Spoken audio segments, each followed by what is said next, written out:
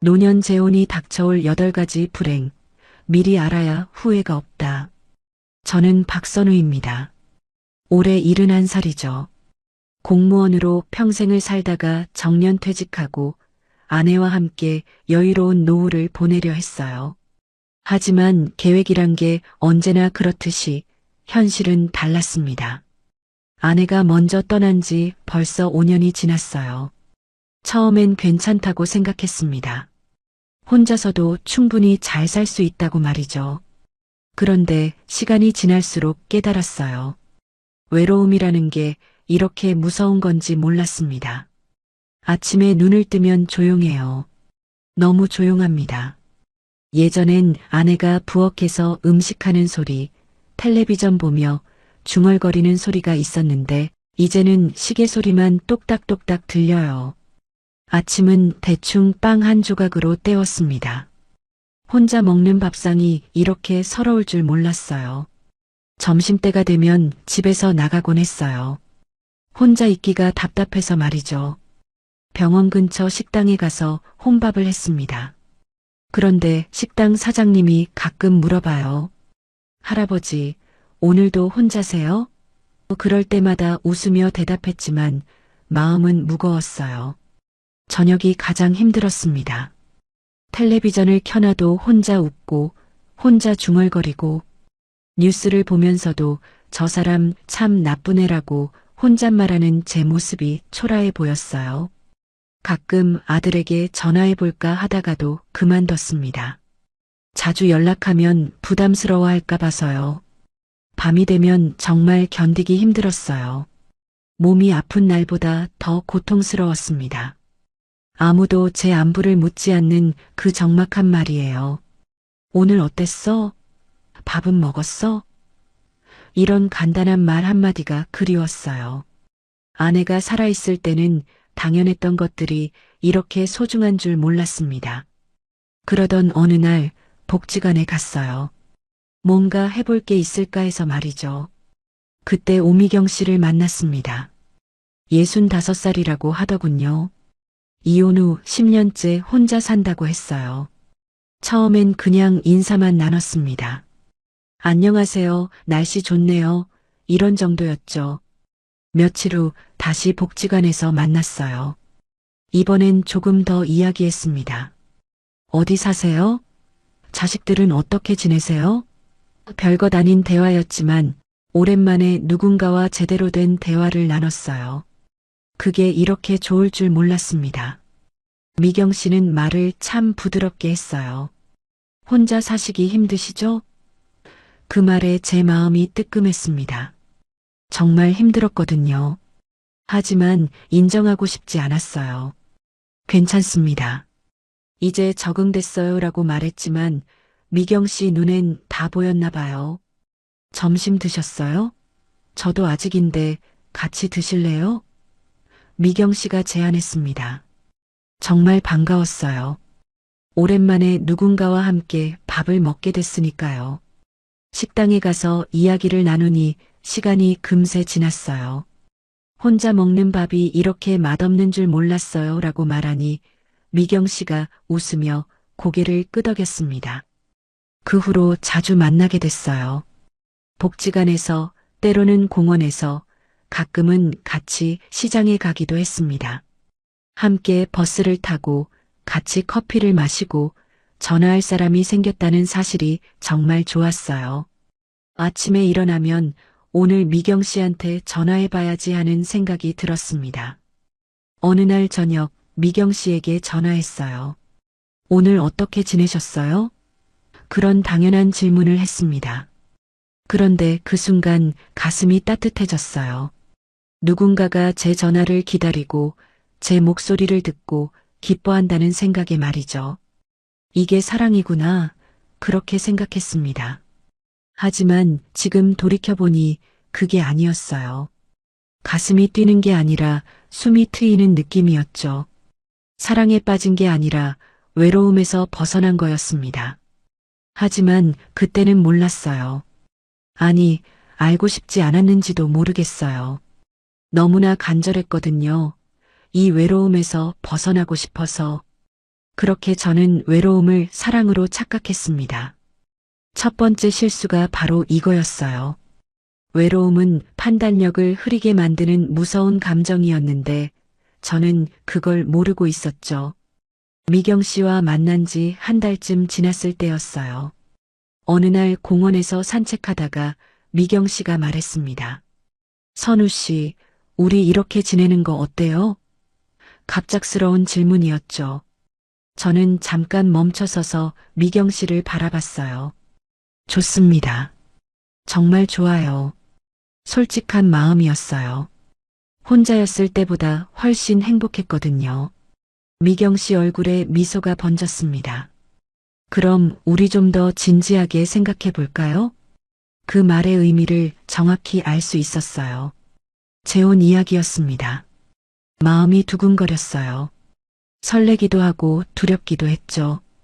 71살에 다시 결혼을 생각하게 될 줄 몰랐거든요. 집으로 돌아가는 길에 계속 생각했어요. 과연 이게 맞는 걸까? 미경 씨와 결혼하면 정말 행복해질 수 있을까? 하지만 곧 다른 생각이 들었습니다. 이 나이에 뭘 그렇게 고민하나 싶었어요. 젊은 사람들처럼 몇 년씩 연애할 시간도 없잖아요. 다음 날 미경 씨를 만났을 때 이야기를 꺼냈습니다. 어제 말씀하신 것 말이에요. 미경 씨가 제 말을 끊으며 웃었어요. 우리 나이에 뭐가 그렇게 중요하겠어요? 복잡하게 생각할 것 없어요. 그 말이 참 시원하게 들렸어요. 맞아요. 우리 나이에 뭘 그렇게 따지겠어요? 젊을 때처럼 이것저것 계산하고 고민할 나이가 아니잖아요. 미경 씨도 혼자 살기 힘들고 저도 마찬가지고 서로 의지하며 살면 되는 거죠. 지금은 좋은 시간 보내는 게 먼저죠. 미경 씨가 덧붙였어요. 정말 고마운 말이었습니다. 복잡한 것들을 다 제쳐두고 순수하게 함께하는 시간을 소중하게 여기자는 뜻으로 들렸거든요. 그때부터 우리는 더 가까워졌어요. 매일 만나서 산책도 하고 함께 시장도 보고 가끔은 미경 씨 집이나 제 집에서 같이 밥도 해 먹었습니다. 정말 좋은 시간이었어요. 이런 게 부부의 삶이구나 싶었죠. 어느 날 미경 씨가 제안했어요. 우리 정식으로 결혼해요. 이렇게 만나는 것도 좋지만 제대로 된 부부가 되는 게 어떨까요? 저는 주저하지 않았습니다. 좋습니다. 그렇게 하죠. 하지만 지금 생각해보면 그때 제가 놓친 게 너무 많았어요. 가장 중요한 건 서로에 대해 제대로 알아보지 않았다는 거예요. 미경 씨의 건강 상태는 어떤지, 어떤 병원에 다니는지, 복용하는 약은 무엇인지, 이런 기본적인 것들을 물어보지 않았어요. 재산 문제도 마찬가지였습니다. 미경 씨가 얼마나 가지고 있는지, 빚은 없는지, 매월 들어오는 돈은 얼마인지, 이런 현실적인 이야기는 한 번도 하지 않았어요. 왜냐하면 미경 씨가 좋은 시간이 먼저라고 했거든요. 저도 그 말에 동의했고요. 어느 날 미경 씨 집에 갔을 때였어요. 화장실에 약통이 여러 개 놓여 있는 걸 봤습니다. 당뇨약, 혈압약, 기타 몇 가지 더 있었어요. 아, 미경 씨도 아픈 곳이 있구나 싶었죠. 하지만 직접 묻지는 않았어요. 괜히 상처받을까 봐서요. 제 집에 와서도 미경 씨는 제 약통을 봤을 거예요. 저도 무릎이 아파서 진통제를 먹고 있거든요. 하지만 서로 아무 말도 하지 않았습니다. 좋은 시간이 먼저니까요. 가족 이야기도 깊이 하지 않았어요. 저는 아들이 하나 있다고 말했고 미경 씨는 딸이 둘 있다고 했어요. 그것만 알았어요. 자식들이 어떻게 생각할지, 재혼에 대해 어떤 반응을 보일지는 이야기하지 않았습니다. 나중에 소개해드릴게요라고만 했어요. 둘 다 그랬습니다. 지금 당장은 우리끼리만 좋으면 된다고 생각했거든요. 자식들도 부모가 행복하면 이해해줄 거라고 단순하게 생각했어요. 가장 큰 실수는 간병 문제를 전혀 고려하지 않았다는 거예요. 우리 나이면 언젠가는 몸이 불편해질 수 있잖아요. 그때 서로 돌봐줄 수 있을까? 아니면 요양원에 가야 할까? 이런 무거운 주제는 아예 입에 올리지도 않았어요. 미경 씨가 늘 하는 말이 있었어요. 걱정은 나중에 해도 돼요. 지금은 행복한 게 중요하죠. 그 말이 참 달콤하게 들렸어요. 복잡한 현실을 잊게 해주는 마법의 말 같았거든요. 결혼 날짜도 빨리 정했어요. 한 달 후로 잡았습니다. 우리 나이에 뭘 오래 끌어요? 라는 미경 씨 말에 저도 동의했거든요. 준비할 것도 별로 없다고 생각했어요. 간단히 혼인신고만 하면 되는 거니까요. 혼인신고 전날 밤 침대에 누워서 생각했어요. 내일이면 저는 다시 기혼자가 되는 거구나. 외로움도 끝나고 누군가와 함께 늙어갈 수 있겠구나. 기분이 좋았어요. 설레기도 했고요. 하지만 한편으로는 뭔가 놓친 게 있는 것 같은 느낌도 들었어요. 뭔지는 모르겠는데 중요한 걸 빼먹은 것 같은 기분이었어요. 그런데 그 느낌을 무시했어요. 나이 들어서 쓸데없는 걱정만 늘었나 보다 하고 넘겨버렸죠. 지금 와서 생각해보니 그때 그 느낌이 맞았어요. 정말로 중요한 걸 다 빼먹고 있었거든요. 꼭 해야 할 질문들을 스스로 지워버린 거였어요. 건강, 재산, 가족, 미래에 대한 모든 현실적인 문제들을 말이에요. 너무 늦게 만났다는 조급함이 너무 빠른 결정으로 이어졌습니다. 시간이 없다는 생각에 성급했던 거죠. 하지만 나이가 많다고 해서 신중함을 포기해도 되는 건 아니었어요. 오히려 더 신중해야 했는데 말이에요. 혼인신고를 하기 일주일 전부터 고민이 시작됐어요. 아들에게 말해야 하나 말아야 하나. 미경 씨도 비슷한 고민을 하고 있는 것 같았어요. 가끔 전화 받을 때 목소리가 조심스러워졌거든요. 선우 씨, 아드님께 말씀하셨어요? 미경 씨가 조심스럽게 물었어요.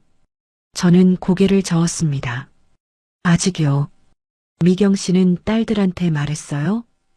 저도 아직이에요. 어떻게 말해야 할지 모르겠어요. 서로 눈치만 보고 있었던 거죠. 사실 둘 다 알고 있었어요. 자식들이 좋아하지 않을 거라는 걸 말이에요. 그래서 더 말하기 어려웠던 것 같아요. 제 아들 민수는 45살이에요.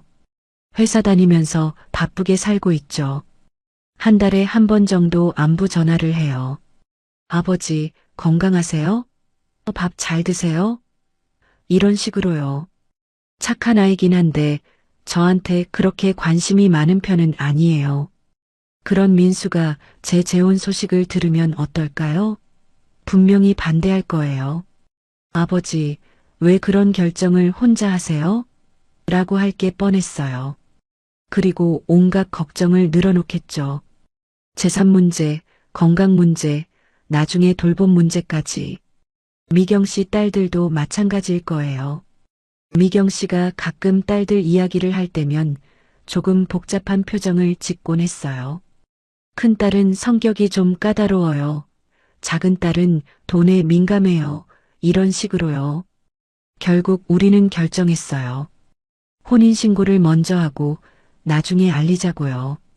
기정사실로 만들어 놓으면 반대할 수도 없잖아요 라고 미경 씨가 말했어요. 저도 그 말이 맞다고 생각했어요. 혼인신고 당일 구청에 갔어요. 간단한 절차였어요. 서류 작성하고 도장 찍고 사진 찍고 30분도 안 걸렸어요. 그렇게 저희는 부부가 됐습니다. 기분이 이상했어요. 기쁘기도 하고 뭔가 허전하기도 하고 이제 정말 부부네요. 미경 씨가 웃으며 말했어요. 네, 잘 부탁드려요. 저도 웃었지만 마음 한구석이 무거웠어요. 아들한테 말하지 않고 결혼했다는 게 좀 미안했거든요. 일주일이 지났어요. 한 달이 지났어요. 여전히 아들에게 말하지 못했어요. 미경 씨도 마찬가지였어요. 다음에 만날 때 말하자, 좋은 기회가 있을 때 말하자, 이렇게 계속 미뤘어요. 그런데 어느 날 민수가 갑자기 집에 왔어요. 회사 일로 근처에 왔다면서요. 아버지, 안녕하세요? 예전과 똑같이 인사했어요. 저는 가슴이 뛰었어요. 오늘 말해야 하나? 아버지, 요즘 어떻게 지내세요?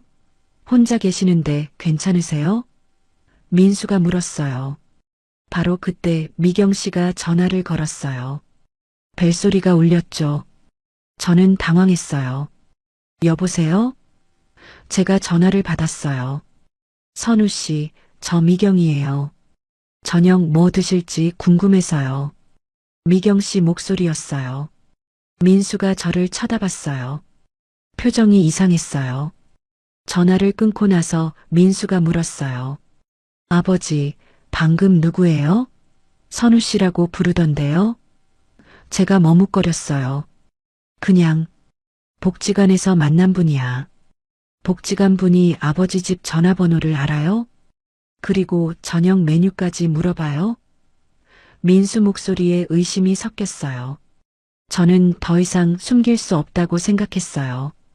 민수야, 사실 아버지가 할 말이 있다. 무슨 말씀이세요? 아버지가 재혼했다. 민수 얼굴이 굳어졌어요. 한참 동안 말이 없었어요. 그러더니 목소리가 높아졌어요. 네, 재혼이요? 언제요? 한 달 전에. 한 달 전에요? 왜 말씀 안 하셨어요? 반대할까 봐서. 제가 작은 목소리로 말했어요. 민수가 한숨을 크게 쉬었어요. 아버지, 이게 말이 돼요? 결혼을 혼자서 결정하시고 한 달 동안 숨기시고 미안하다. 하지만 이미 한 일이니까. 이미 했다고요? 그럼 저한테는 상의도 할 필요 없다는 거예요? 민수가 화를 냈어요. 이렇게 화내는 아들을 본 적이 거의 없었어요. 그분은 어떤 분이세요? 나이는 몇 살이고 어디 사세요? 자식은 있어요? 민수가 연달아 물었어요. 저는 하나씩 대답했어요. 하지만 아는 게 생각보다 별로 없었어요. 아버지, 그분 재산은 얼마나 되세요? 빚은 없어요? 건강은 어때요? 이런 질문들이 나왔을 때 저는 답할 수 없었어요. 제가 미경 씨에 대해 제대로 아는 게 없다는 걸 그때 깨달았어요. 아버지, 설마 그런 기본적인 것도 모르고 결혼하신 거예요? 민수 목소리에 당황함이 섞였어요. 사랑하면 그런 게 중요해? 제가 말했지만 목소리에 확신이 없었어요. 아버지, 사랑이라고요? 정말 사랑이세요? 아니면 외로워서 그런 거예요? 민수가 전곡을 찔렀어요. 저는 대답할 수 없었어요. 정말 사랑인지 아니면 외로움 때문인지 스스로도 확신이 없었거든요. 아무튼 이미 결혼했으니까 이해해달라. 제가 말했어요. 하지만 민수는 받아들일 수 없다는 표정이었어요. 아버지, 저도 가정이 있어요. 아버지가 재혼하시면 저희한테도 영향이 있을 수 있어요. 무슨 영향? 재산 문제, 돌봄 문제, 여러 가지요. 그리고 그분 자식들은 뭐라고 해요? 저는 고개를 숙였어요. 아직 말하지 않았어. 아직이요? 그럼 그분도 자식들한테 숨기고 결혼한 거예요? 민수가 믿을 수 없다는 듯이 말했어요. 둘 다 자식들한테 숨기고 결혼했다고요?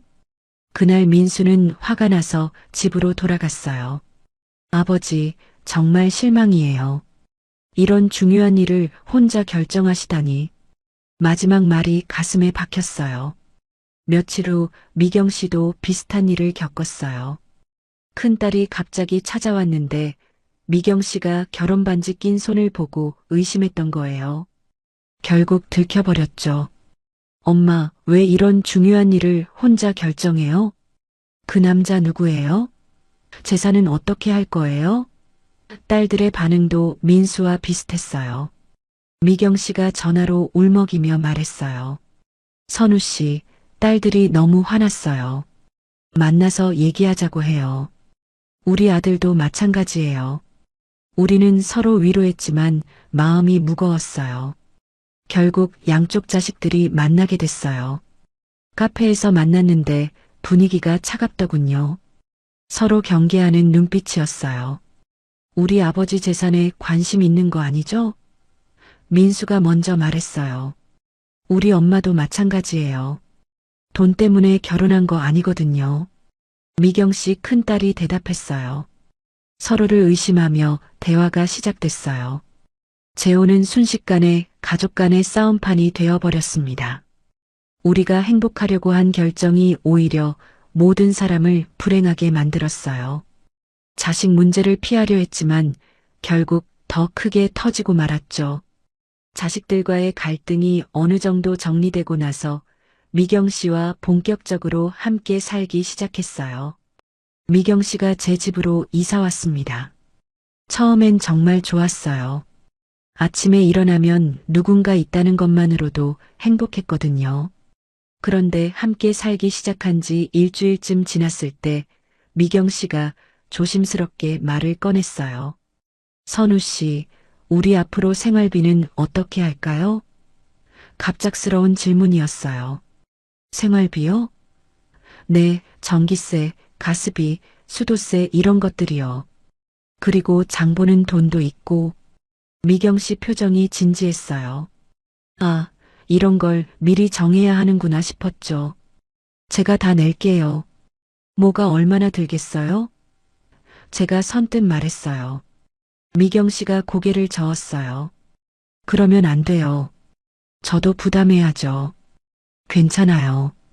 제가 집 주인이니까 당연한 거 아닌가요? 그때 미경 씨가 말했어요. 선우 씨, 우리 정확하게 정하고 살아요. 각자 자식 있으니까 재산은 손대지 말자고요. 그 말을 들은 순간 가슴이 좀 이상했어요.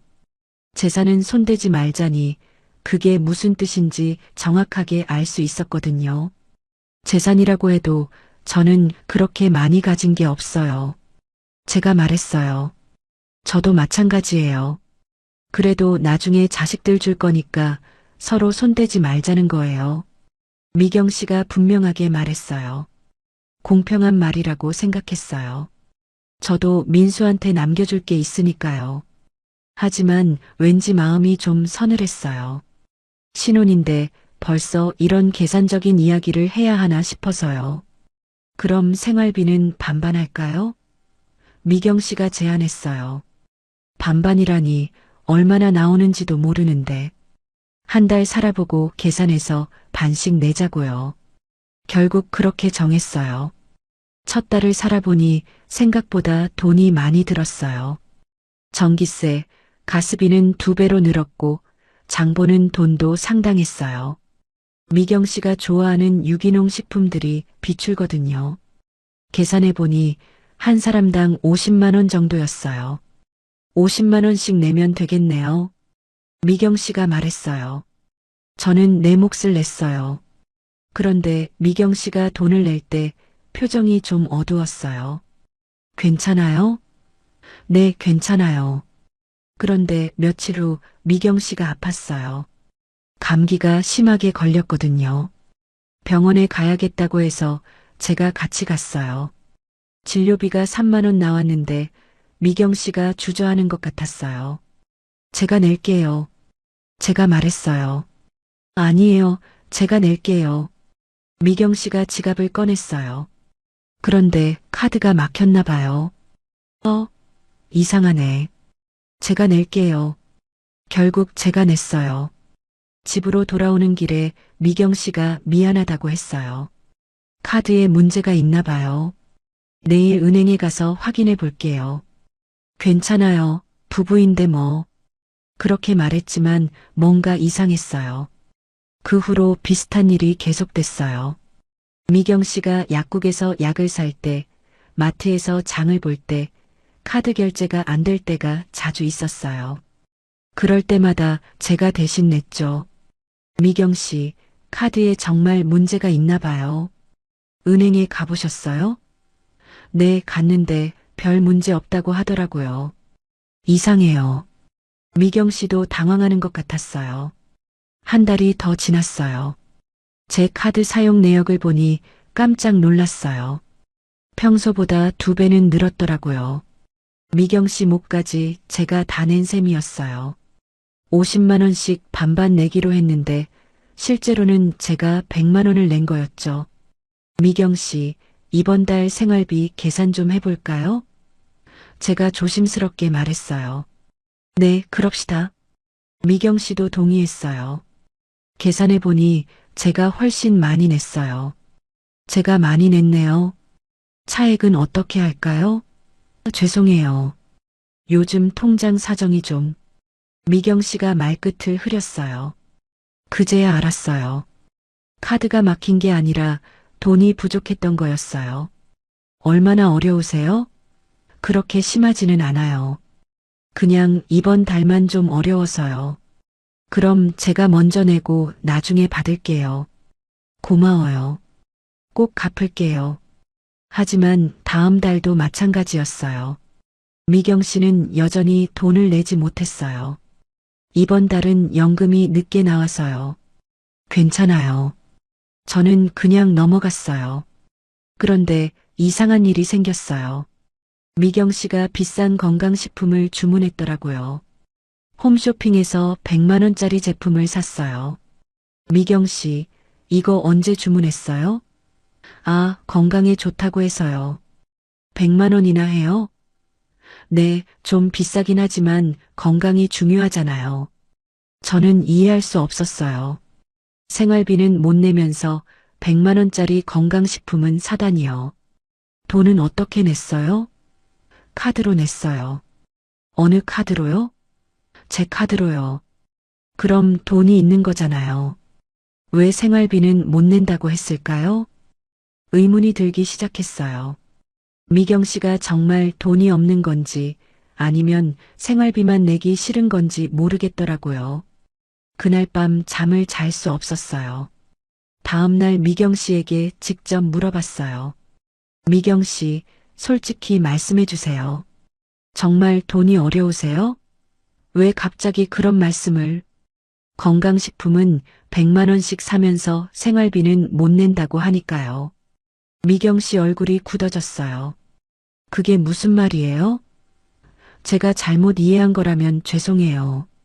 하지만 이해가 안 돼요. 건강식품하고 생활비는 다르죠. 어떻게 다른가요?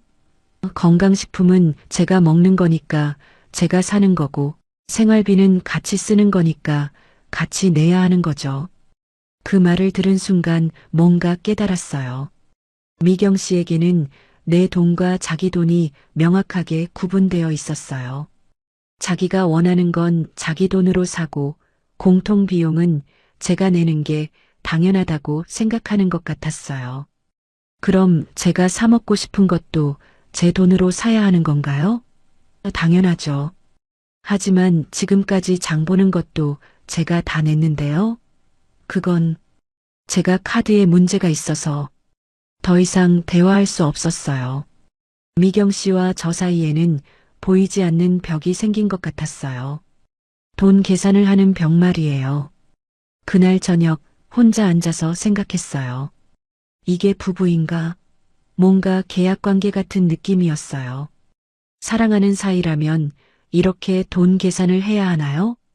미경 씨도 느꼈나 봐요. 그날 밤 각방을 쓰자고 했어요. 좀 더 생각해 보는 게 좋을 것 같아요. 저도 동의했어요. 돈 이야기가 시작되면서 사랑은 어디로 갔는지 모르겠어요. 처음에 느꼈던 따뜻함, 설렘, 감사함이 모두 사라지고 차가운 계산만 남았어요. 노년 재혼에서는 사랑보다 돈이 먼저 드러나는 것 같았습니다. 돈 문제로 각방을 쓰기 시작했지만 그래도 같은 집에서 살아야 했어요. 처음엔 서로 조심스러웠죠. 말을 아껴가며 지냈어요. 하지만 시간이 지나면서 작은 것들이 눈에 띄기 시작했습니다. 가장 먼저 문제가 된 건 기상 시간이었어요. 저는 평생 새벽 5시 30분에 일어나는 습관이 있어요. 공무원 시절부터 그랬거든요. 일찍 일어나서 라디오 체조하고 간단히 산책하는 게 제 하루 루틴이었어요. 그런데 미경 씨는 아침잠이 많았어요. 8시가 넘어서야 일어났죠. 제가 새벽에 일어나서 움직이면 미경 씨가 잠에서 깨는 것 같았어요. 화장실 가는 소리, 물 마시는 소리, 문 여닫는 소리까지. 선우 씨, 너무 일찍 일어나세요. 미경 씨가 아침에 피곤한 표정으로 말했어요. 죄송해요. 평생 이런 습관이라서요. 좀 늦게 일어나시면 안 될까요? 70년 넘게 해온 습관을 바꾸라니요. 쉽지 않았어요. 일어나지 말고 누워 있으려고 해봤는데 잠이 안 오더라고요. 그냥 눈만 뜨고 천장만 바라보고 있었어요. 답답해서 미칠 것 같았어요. 며칠 참아봤는데 정말 힘들었어요. 제 몸이 오시 30분에 일어나라고 하는데 억지로 참고 있으니 온몸이 불편했어요. 결국 다시 평소대로 일어났어요. 최대한 조용히 하려고 노력했지만 한계가 있었죠. 미경 씨는 그런 제가 마음에 들지 않았나 봐요. 아침마다 인상을 찌푸렸어요. 어제도 말씀드렸는데 또 일찍 일어나시네요. 죄송해요. 정말 습관이라서요. 이번엔 식사 문제였어요. 미경 씨는 짠 음식을 좋아했어요. 김치찌개도 짜게 끓이고 나물도 간이 세더라고요. 저는 혈압이 좀 높아서 싱겁게 먹어야 한다고 의사가 말했거든요. 미경 씨, 간을 좀 싱겁게 할 수 있을까요? 싱거우면 맛이 없잖아요. 혈압 때문에 짜게 먹으면 안 되거든요. 그럼 선우 씨 것만 따로 간 안 하고 드세요. 따로 간을 하지 않은 음식은 정말 맛이 없었어요. 그냥 물에 삶은 채소 같았어요. 그렇다고 미경 씨한테 맞춰서 짜게 먹자니 건강이 걱정됐고요. 매 끼니마다 고민이었어요.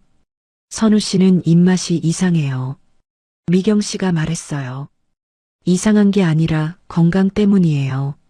나이 들면 간이 좀 세야 맛을 느끼는 거예요.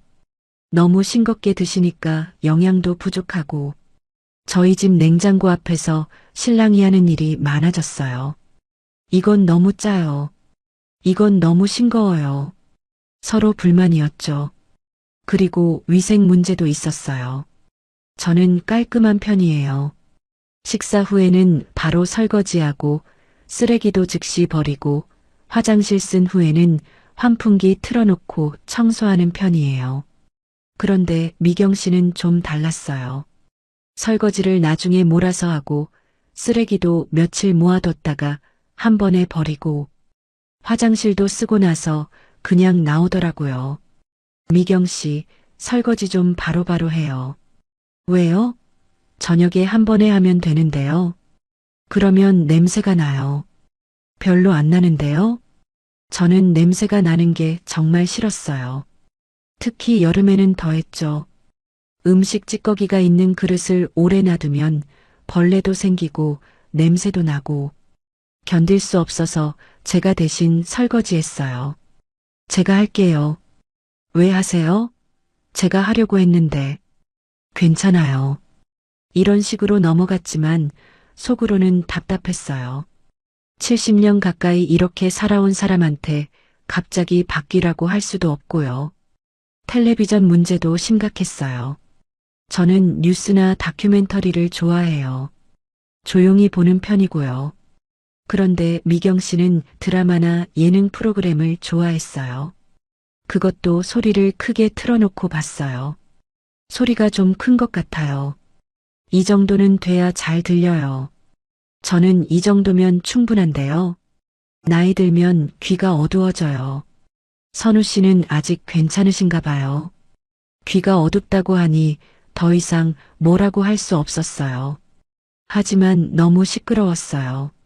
특히 저녁 시간에 제가 책을 읽으려고 하면 텔레비전 소리 때문에 집중이 안 됐어요. 이어폰을 쓰시라고 말하고 싶었지만 차마 못했어요. 자기 집에서 이어폰을 쓰라고 하는 게 말이 되나 싶어서요. 결국 제가 방으로 들어가서 문을 닫고 지냈어요. 냄새 문제도 있었어요. 미경 씨는 향수를 진하게 뿌리는 편이었어요. 나이 드신 분들이 후각이 둔해져서 그런다고 하더라고요. 하지만 저에겐 너무 독했어요. 특히 아침에 미경 씨가 화장하고 나면 거실 전체에 향수 냄새가 퍼졌어요. 숨쉬기가 답답할 정도였어요. 창문을 열어서 환기시켰지만 쉽게 사라지지 않더라고요. 미경 씨, 향수를 조금만 뿌리시면 안 될까요? 이 정도도 적게 뿌린 거예요. 예전엔 이것보다 더 많이 뿌렸는데. 제가 냄새에 좀 민감해서요. 나이 들면 냄새가 나니까 향수를 뿌리는 거예요. 할 말이 없었어요. 미경 씨 입장에서는 당연한 일이었나 봐요. 하지만 저는 정말 힘들었어요. 두통까지 생겼거든요. 양치질 방식도 달랐어요. 저는 양치질을 꼼꼼히 하는 편이에요. 최소 3분은 하거든요. 그런데 미경 씨는 대충 1분 정도만 하고 끝내더라고요. 양치질을 좀 더 오래 하시는 게 어떨까요? 이 정도면 충분해요. 치아 건강을 위해서요. 평생 이렇게 했는데 별 문제 없어요. 입냄새가 좀 신경 쓰였어요. 특히 아침에 가까이 있을 때요. 하지만 말할 수 없었어요. 상처받을까 봐서요. 잠자리 습관도 달랐어요. 각방을 쓰게 되면서 더 잘 보였어요. 저는 일찍 자고 일찍 일어나는 편이고 미경 씨는 늦게 자고 늦게 일어나는 편이었어요. 밤 10시 반쯤 되면 저는 자려고 준비해요. 그런데 미경 씨는 그때부터 활발해지더라고요. 전화도 하고 텔레비전도 보고 청소까지 하고 소리가 다 들렸어요. 미경 씨, 좀 조용히 해주실 수 있을까요? 아직 일찍인데요. 저는 내일 일찍 일어나야 해서요. 그럼 문 닫고 주무세요. 문을 닫고 자도 소리가 들렸어요. 벽이 얇았거든요. 잠을 제대로 못 자니 다음 날이 피곤했어요. 이런 일들이 매일 반복되니까 스트레스가 쌓였어요. 처음엔 참았어요. 나이가 들어서 이런 일로 다툴 수는 없다고 생각했거든요. 하지만 점점 한계가 왔어요. 미경 씨, 우리 서로 조금씩 맞춰가면 안 될까요? 저도 많이 맞췄어요. 어떤 걸 맞췄어요? 선우 씨 입맛에 맞춰서 싱겁게도 해보고 텔레비전 소리도 줄이고. 하지만 제가 느끼기엔 별로 달라진 게 없었어요. 미경 씨도 마찬가지였나 봐요. 선우 씨도 변하신 게 없는데요. 여전히 새벽에 일어나고 설거지도 바로바로 하라고 하고 서로 고치라고 말할수록 서로 더 완강해졌어요. 젊었으면 웃고 넘겼을 일들이 이제는 매일 신경을 긁는 문제가 됐어요. 70년 넘게 굳어진 습관은 사랑으로도 바뀌지 않더라고요. 결국 깨달았어요. 평생 굳어진 삶은 바뀌지 않는다는 걸요. 생활 습관의 차이로 서로 지쳐가던 어느 날 미경 씨가 먼저 말을 꺼냈어요. 선우 씨, 우리 각자 방을 쓰는 게 어떨까요? 사실 저도 그런 생각을 하고 있었어요. 매일 작은 것들로 신경전을 벌이는 게 너무 피곤했거든요. 그렇게 하죠. 저는 쉽게 동의했어요. 오히려 안도감이 들었어요. 이제 제 시간에 일어날 수 있고 텔레비전 소리에 신경 쓰지 않아도 되고 향수 냄새도 피할 수 있겠다 싶었거든요. 미경 씨가 안방을 쓰고 저는 작은 방으로 이사했어요. 제 옷가지와 책들을 옮기는데 기분이 묘했어요. 결혼한 지 몇 달 안 됐는데 벌써 각방을 쓰다니. 이게 정상인가 싶었죠. 처음 며칠은 정말 편했어요. 새벽 5시 30분에 일어나도 눈치 볼 필요 없고 라디오도 마음껏 들을 수 있었어요. 제 맘대로 방 온도도 조절하고 책도 읽고 오랜만에 푹 잠도 잤고요. 미경 씨도 편해 보였어요. 밤늦게까지 텔레비전 보고 전화도 하고 좋아하는 시간에 잠들고 일어나고 각자 자기 생활을 찾아간 것 같았어요. 하지만 일주일쯤 지나니까 뭔가 이상했어요. 같은 집에 사는데 하루 종일 얼굴을 안 보는 날이 생겼어요. 제가 일찍 일어나서 산책 다녀오면 미경 씨는 아직 자고 있고, 미경 씨가 일어날 시간엔 저는 밖에 나가 있고, 저녁에 집에 와도 각자 방에서 지내니까 마주칠 일이 별로 없더라고요. 가끔 부엌에서 만나면 어색하게 인사만 하고 지나갔어요. 안녕하세요. 네, 안녕히 주무세요. 마치 하숙집에서 모르는 사람과 사는 것 같았어요. 같은 집에 살지만 완전히 별개의 생활을 하는 거죠. 아침에 일어나면 미경 씨가 있는지 없는지도 모를 때가 있었어요. 대화도 점점 줄어들었어요. 예전엔 그래도 하루 있었던 일을 나누곤 했는데 이제는 꼭 필요한 말만 했어요. 오늘 택배 올 거예요. 네, 알겠어요. 전기세 고지서 나왔어요. 네, 확인했어요. 감정적인 대화는 아예 없어졌어요. 오늘 날씨 좋네요. 그러게요. 이런 식으로만 말했죠. 서로 어떤 기분인지, 뭘 생각하는지 전혀 모르겠더라고요. 식사도 따로 했어요. 처음엔 시간만 다를 뿐이라고 생각했어요. 하지만 점점 아예 다른 음식을 해먹게 됐어요. 저는 제 입맛에 맞게, 미경 씨는 미경 씨 입맛에 맞게. 냉장고 안도 구역이 나뉘어졌어요. 이건 제 거예요. 저건 저 것이고요. 냉장고 앞에서도 서먹서먹했어요. 같이 장을 보지도 않았고요. 각자 필요한 것만 사서 각자 해 먹었어요. 어느 날 저녁 혼자 밥을 먹으면서 문득 생각했어요. 이게 뭔가 결혼을 왜 했지? 혼자 살 때와 뭐가 다른가? 오히려 더 외로운 것 같은데? 혼자 살 때는 그냥 외로웠어요. 당연히 혼자니까 외로운 거죠. 그런데 지금은 달랐어요. 누군가 같은 집에 있는데도 외로웠어요. 이상한 외로움이었어요. 더 서러운 외로움이었죠. 미경 씨도 비슷하게 느꼈나 봐요. 가끔 복도에서 마주칠 때 표정이 어둡더라고요. 예전처럼 밝게 웃지 않았어요. 안녕하세요라고 할 때도 목소리에 활기가 없었고요. 어느 날 밤 화장실에 가다가 미경 씨 방 앞을 지나갔어요. 문틈으로 텔레비전 소리가 들렸는데 갑자기 소리가 작아지더라고요. 아, 미경 씨도 제가 지나가는 걸 알고 소리를 줄인구나 싶었어요. 서로 눈치를 보며 사는 거였어요. 같은 집에 살면서 서로에게 피해 주지 않으려고 조심조심 지내는 거죠. 이게 부부의 모습인가 싶었어요. 주말이 가장 힘들었어요. 평일에는 그래도 밖에 나갈 일이 있는데 주말에는 하루 종일 집에 있어야 하잖아요.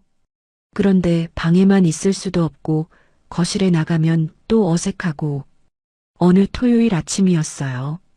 거실에 나가서 신문을 보고 있는데 미경 씨도 나왔어요. 서로 어색하게 인사하고는 각자 할 일을 찾아서 했어요. 저는 신문 보고 미경 씨는 청소하고 그런데 정말 답답하더라고요. 같은 공간에 있는데 완전히 다른 세계에 사는 것 같았어요. 말을 걸고 싶었지만 뭘 말해야 할지 모르겠더라고요. 날씨 좋네요. 이런 뻔한 말 말고는. 점심시간이 되었어요. 미경 씨가 라면을 끓이더라고요. 냄새가 좋았어요. 저도 하나 끓일까요? 물어보고 싶었지만 말이 안 나왔어요. 왜일까요? 부부인데 같이 먹자고 말하는 게 그렇게 어려울까요? 결국 저도 따로 라면을 끓였어요. 각자 끓여서 각자 먹었어요. 거실 테이블에 앉아서 같은 라면을 먹었는데 대화는 없었어요. 그저 후루룩 소리만 들렸죠. 그때 깨달았어요. 이게 진짜 외로움이구나. 혼자 라면 먹을 때는 그냥 밋밋했는데 사람이 옆에 있는데 대화 없이 먹는 라면은 정말 서러웠어요. 미경 씨도 느꼈나 봐요. 라면을 다 먹고 설거지하면서 한숨을 쉬더라고요. 저는 그 한숨 소리를 듣고 마음이 아팠어요. 우리가 뭘 하고 있는 건지 모르겠더라고요. 저녁에는 더 심했어요. 각자 방에서 저녁을 먹었어요. 저는 제 방에서 도시락을 먹고 미경 씨는 미경 씨 방에서 뭔가 먹는 것 같았어요. 전자레인지 돌아가는 소리가 들렸거든요. 밤 10시쯤 되면 집이 조용해졌어요. 미경 씨는 텔레비전 보는 소리, 저는 책 넘기는 소리. 그뿐이었어요. 가끔 화장실 가는 발자국 소리, 물 마시는 소리. 그게 전부였어요. 이상했어요. 분명히 사람이 같은 집에 있는데 혼자 사는 것보다 더 조용했어요. 혼자 살 때는 그래도 라디오도 틀고 혼잣말도 하고 자유롭게 움직였는데 지금은 소리 내는 것도 조심스러워서 숨소리도 죽이고 사는 것 같았어요. 어느 날 밤 잠이 안 와서 일어나 있었어요. 창문 밖을 보니 다른 집들은 불이 꺼져 있었는데 우리 집만 2개 방에 불이 켜져 있더라고요. 같은 집인데 완전히 다른 2개의 섬 같았어요. 그때 정말로 깨달았어요. 함께 있어도 더 외로워질 수 있다는 걸요. 혼자 살 때의 외로움은 그냥 혼자라서 외로운 거였어요. 당연한 외로움이었죠. 하지만 지금의 외로움은 달랐어요. 누군가와 함께 있는데도 연결되지 않는 외로움, 소통하지 못하는 외로움, 마음을 나누지 못하는 외로움이었어요. 이런 외로움이 더 고통스러웠어요. 혼자 사는 외로움보다 훨씬 견디기 어려웠어요. 희망이 없어 보였거든요. 혼자 살 때는 누군가 만나면 외로움이 없어지겠지 하는 희망이라도 있었는데 지금은 그런 희망마저 사라진 것 같았어요. 함께 있어도 외로워지는 결혼. 이것이 6번째 불행이었습니다. 각방 생활이 한 달쯤 지났을 때 저는 다시 밖으로 나가기 시작했어요. 집에만 있으니까 답답했거든요. 예전처럼 경로당도 가고 복지관도 가고 공원 산책도 했어요. 그런데 뭔가 달라진 게 있었어요. 경로당에 갔을 때였어요. 평소처럼 들어가서 인사를 했는데 사람들 반응이 이상했어요. 선우 씨 왔네.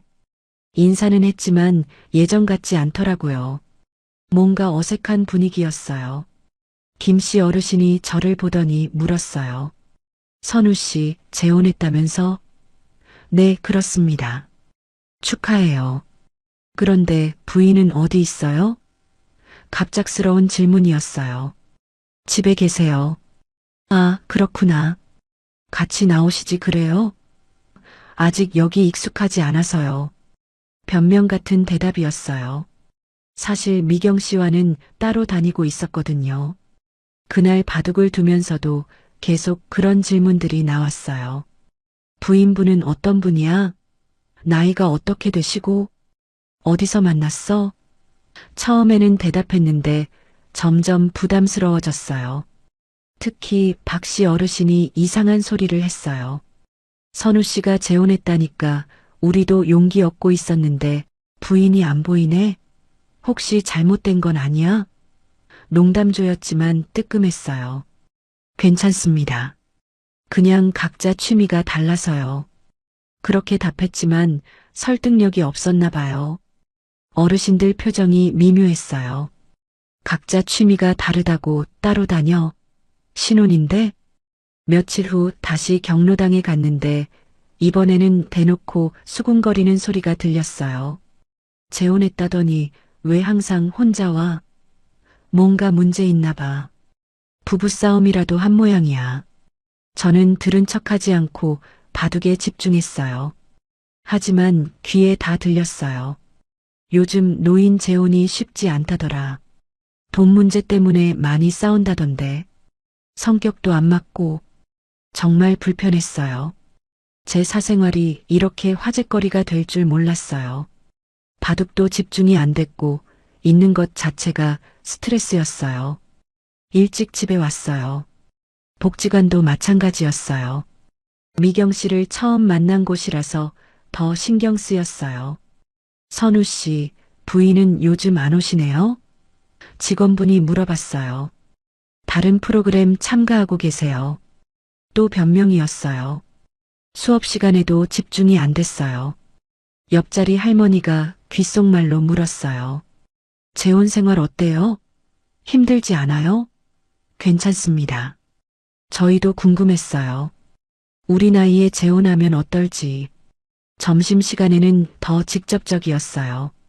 선우 씨, 솔직히 말해봐요. 재혼 어때요?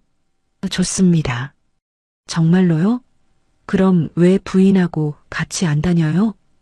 각자 스케줄이 있어서요. 우리 보기엔 뭔가 이상해요. 신혼인데 따로 다니고 표정도 어둡고 할머니가 걱정하는 듯이 말했어요. 혹시 후회하는 거 아니에요? 그 말이 전곡을 찔렀어요. 후회하고 있었거든요. 하지만 인정할 수 없었어요. 아니에요. 잘 지내고 있어요. 웃으면서 말했지만 억지 웃음이었어요. 공원에서도 마찬가지였어요. 산책하는 어르신들이 저를 보면 수군거렸어요. 저 사람이 재혼했다는 박씨야. 부인은 어디 있지? 뭔가 문제 있나 봐. 어느 날은 정말 당황스러운 일이 있었어요. 산책하다가 예전에 알던 이웃을 만났는데 그분이 대놓고 물어봤어요. 선우 씨 재혼했다면서? 부인 어디 있어요? 집에 계시는데요? 매번 혼자 다니시네요. 혹시 이혼했어요? 너무 직설적이어서 할 말을 잃었어요. 아닙니다. 그냥 각자 좋아하는 일이 달라서요. 아, 그렇구나. 그런데 얼굴이 안 좋아 보여요. 재혼 생활이 쉽지 않죠? 그분은 걱정해주는 마음에서 말한 것 같았지만 저는 정말 부끄러웠어요. 그날 이후로 밖에 나가는 게 부담스러워졌어요. 어디를 가도 시선을 의식하게 됐어요. 저 사람들이 나를 보고 뭐라고 생각할까? 또 재혼 얘기 꺼내면 어떻게 대답하지? 마트에 장 보러 가도 마찬가지였어요. 계산대에서 우연히 아는 분을 만나면 어색했어요. 요즘 어떻게 지내세요? 잘 지내요. 부인하고는 잘 지내시고? 네, 잘 지내고 있어요. 하지만 장바구니를 보면 다 드러났어요. 혼자 먹을 양만 사니까요. 혼자 드실 양이네요? 부인이 따로 사셨어요. 이런 변명을 계속해야 했어요. 점점 사람들을 피하게 됐어요. 경로당 가는 시간도 바꿨어요. 사람이 적은 시간에 가서 일찍 나오고 복지관도 프로그램 수업만 듣고 바로 집에 왔어요. 공원 산책도 사람이 없는 이른 새벽이나 늦은 저녁에 했어요. 낮에는 아는 사람들 만날까봐 피했거든요. 점점 고립되어 갔어요. 가장 힘들었던 건 민수 친구들이었어요. 어느 날 길에서 민수 친구 아버지를 만났는데 그분이 말했어요. 선우 씨 재혼했다면서요? 민수가 좀 걱정하던데. 민수가 뭘 걱정해요? 부모님 재혼이 쉽지 않다고 하더라고요. 잘 지내세요? 민수가 친구들한테 얘기했나 봐요. 부끄러웠어요. 잘 지내고 있습니다. 그럼 다행이네요. 그런데 부인은 언제 한번 소개시켜 주세요. 기회가 되면요. 또 애매하게 넘어갔어요. 그분이 헤어지면서 한 말이 마음에 걸렸어요. 선우 씨, 무리하지 마세요. 우리 나이에 새로운 사람과 살기가 쉽지 않아요. 혼자 사는 것도 나쁘지 않거든요. 그 말을 듣고 집에 오는 길에 정말 많은 생각이 들었어요. 사람들이 제 재혼을 어떻게 보고 있는지 알 수 있었거든요. 실패할 거라고, 오래가지 못할 거라고 생각하고 있었어요. 어느 날 우체국에 갔는데 창구 직원분이 저를 보더니 말했어요. 어르신, 요즘 혼자 오시네요? 예전엔 부인하고 같이 오셨는데 우체국 직원까지 알고 있다니 정말 부끄러웠어요. 그냥 일이 있어서요. 아, 그렇구나. 그런데 재혼하신 분들 보면 처음엔 같이 다니다가 나중엔 다시 혼자 다니시더라고요. 어르신도 그런 건 아니죠? 정말 답답했어요. 왜 모든 사람이 제 사생활에 관심이 많은지 모르겠더라고요. 그리고 재혼에 대해 부정적으로 보는 시선들이 느껴졌어요. 결국 집에만 있게 됐어요. 밖에 나가면 시선도 부담스럽고 질문도 부담스럽고 무엇보다 제 현실을 인정하기 싫었어요. 재혼이 실패하고 있다는 걸 사람들에게 보이고 싶지 않았거든요. 하지만 집에만 있으니 더 답답했어요. 미경 씨와는 각방 쓰고 있고 대화도 없고 밖에도 못 나가고 완전히 갇힌 것 같았어요. 이웃들도 수군거렸어요. 아파트 복도에서 들리는 소리였어요. 702호 할아버지 재혼했다더니 요즘 안 보이네. 부인하고 잘못됐나 봐. 애초에 우리 나이에 재혼이 쉽겠어? 외로움을 피하려고 한 재혼이 오히려 저를 더 깊은 고립으로 밀어넣고 있었어요. 집에서는 미경 씨와 소통 안 되고 밖에서는 사람들 시선이 부담스럽고 갈 곳이 없어진 기분이었어요. 예전 혼자 살 때는 그래도 자유롭게 어디든 갔었어요. 사람들과 편하게 어울리기도 하고. 하지만 지금은 재혼했다는 딱지 때문에 오히려 더 제약이 생겼어요. 재혼은 사람까지 잃게 만들었습니다. 아내도 얻지 못하고 친구들까지 잃어버린 셈이었어요. 7번째 불행이었습니다. 집에만 있는 생활이 한 달 넘게 계속됐을 때 미경 씨가 먼저 말을 꺼냈어요. 어느 날 저녁 거실에서 마주쳤을 때였어요. 서로 어색하게 서 있다가 미경 씨가 입을 열었어요. 선우 씨, 우리 얘기 좀 해요. 목소리가 무거웠어요. 저도 이런 대화를 해야 할 때가 왔다는 걸 알고 있었어요. 네, 그러죠. 거실 소파에 앉았어요. 한동안 말이 없었어요. 미경 씨가 먼저 말했어요. 이렇게 사는 게 맞나요? 정직한 질문이었어요. 저도 똑같이 생각하고 있었거든요. 글쎄요. 저도 잘 모르겠어요. 처음엔 좋았는데 언제부터인가 힘들어졌어요. 저도 마찬가지예요. 서로의 마음을 확인하는 시간이었어요. 우리가 뭘 잘못한 걸까요? 미경 씨가 물었어요. 저는 한참 생각해 봤어요. 잘못이라기보다는 너무 몰랐던 것 같아요. 서로에 대해서, 재혼에 대해서. 맞아요. 너무 성급했어요. 우리 나이에 뭐가 중요하겠냐고 생각했는데 오히려 우리 나이라서 더 신중했어야 하는 거였네요. 미경 씨 말이 맞았어요. 자식들 일도 그렇고 돈 문제도 그렇고 생활 습관도 그렇고 미리 충분히 얘기했어야 했는데 제가 말했어요. 지금은 좋은 시간 보내는 게 먼저라고 했는데 그게 독이 됐네요. 미경 씨가 고개를 끄덕였어요. 저도 후회돼요. 왜 그때 현실적인 얘기를 피했을까요? 나이 들어서 로맨틱하게 살고 싶었나 봐요. 저도 마찬가지예요. 외로움을 사랑으로 착각했던 것 같아요. 그렇게 솔직한 대화를 나눴어요. 서로의 잘못을 따지기보다는 상황을 인정하는 분위기였어요.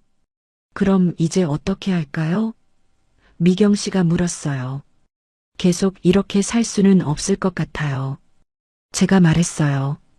저도 그렇게 생각해요. 서로에게 좋지 않아요. 무겁지만 피할 수 없는 결론이었어요. 이혼하는 게 맞을까요?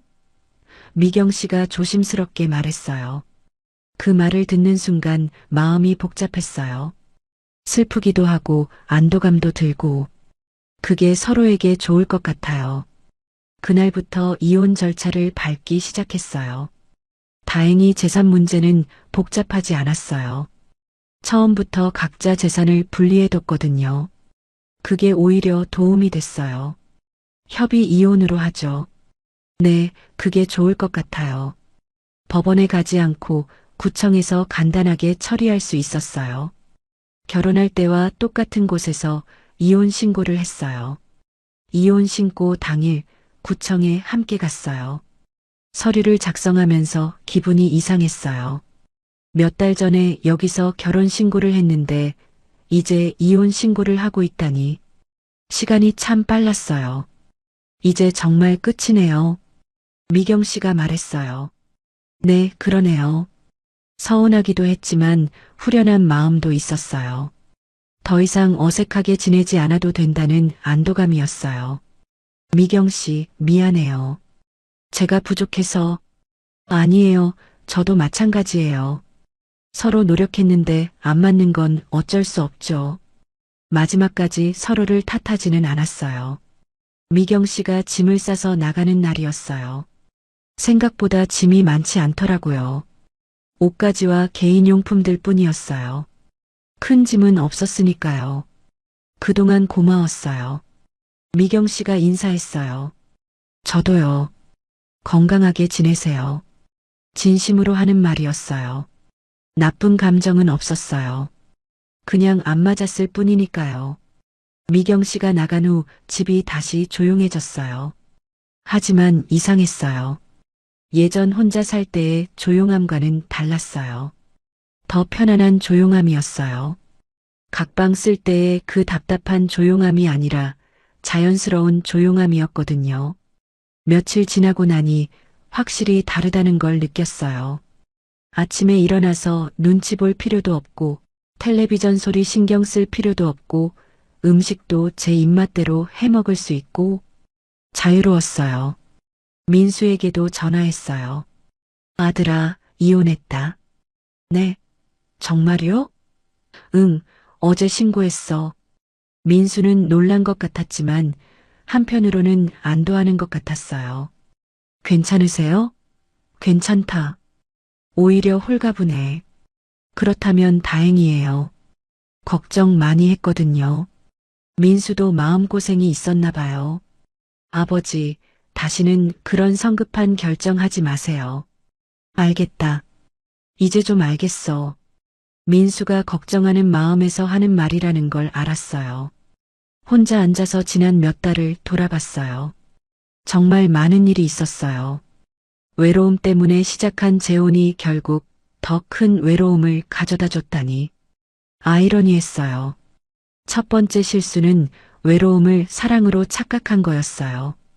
가슴이 뛰는 게 아니라 숨이 트이는 느낌이었는데 그걸 사랑이라고 생각했죠. 외로움이 판단력을 흐렸던 거예요. 두 번째는 너무 성급했던 거예요. 나이가 많다고 해서 신중하지 않아도 된다고 생각했어요. 오히려 나이가 많을수록 더 신중했어야 했는데 말이에요. 확인해야 할 것들을 다 건너뛰었어요. 세 번째는 자식 문제를 회피했던 거예요. 기정사실로 만들면 자식들이 받아들일 거라고 단순하게 생각했어요. 하지만 노년 재혼에서 자식 문제는 피할 수 없는 거였어요. 네 번째는 돈 문제를 제대로 정하지 않은 거예요. 각자 재산은 손대지 말자고 했지만 구체적인 원칙은 없었어요. 결국 사랑보다 돈이 먼저 드러났죠. 계산적인 관계가 돼버렸어요. 다섯 번째는 70년 습관을 바꿀 수 있다고 생각한 거예요. 사랑하면 서로 맞춰갈 수 있을 거라고 착각했어요. 하지만 평생 굳어진 습관은 쉽게 바뀌지 않더라고요. 오히려 더 완고해졌어요. 여섯 번째는 함께 있어도 외로워질 수 있다는 걸 몰랐던 거예요. 혼자일 때의 외로움보다 같이 있는데도 소통 안 되는 외로움이 더 고통스러웠어요. 각방 쓰면서 하숙생처럼 지낸 건 정말 서러웠어요. 일곱 번째는 사회적 시선을 고려하지 않은 거예요. 재혼하면 사람들의 관심사가 되고 실패하면 화제거리가 된다는 걸 몰랐어요. 결국 사람들을 피하게 되고 고립됐어요. 여덟 번째는 이 모든 걸 미리 알았다면 피할 수 있었는데 너무 늦게 깨달았다는 거예요. 경험한 후에야 알게 된 거죠. 하지만 경험하기 전에 알았다면 애초에 재혼을 안 했을 수도 있어요. 지금 생각해보니 재혼이 잘못된 게 아니었어요. 아무것도 모르고 선택한 제가 문제였어요. 충분히 알아보고 신중하게 결정하고 현실적인 문제들을 미리 해결했다면 달랐을지도 모르죠. 이제 알겠어요. 노년 재혼이 왜 90% 실패하는지, 외로움 때문에 성급하게 결정하고 현실을 외면하고 70년 습관을 바꿀 수 있다고 착각하고 자식과 사회의 시선을 무시하고 돈 문제를 제대로 정하지 않기 때문이에요. 다시 혼자가 됐지만 이번엔 달라요. 경험을 통해 배웠거든요. 외로움이 다시 와도 성급한 선택은 하지 않을 거예요. 혼자 사는 것도 나쁘지 않다는 걸 알았어요. 깨달음은 항상 너무 늦게 온다고 하죠. 정말 그랬어요. 하지만 이제라도 알게 돼서 다행이에요. 누군가는 제 경험을 통해 같은 실수를 하지 않을 수 있겠죠. 8번째 불행, 미리 알았다면 피할 수 있었던 후회였습니다. 였습니다. 였습니다. 였습니다.